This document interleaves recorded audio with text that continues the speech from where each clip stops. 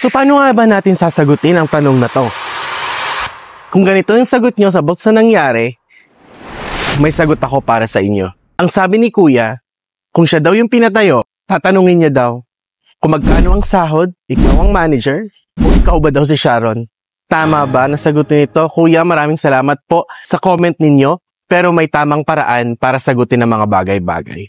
Tandaan natin na ang bawat kumpanya may sari-sarili silang mission, values, at vision. So dapat pairalin natin ang pag-check muna.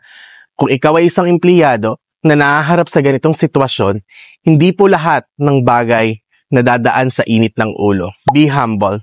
Dapat mo pong i-check kung marami bang nakakarinig. Kasi pag marami nakakarinig, bad sign yan.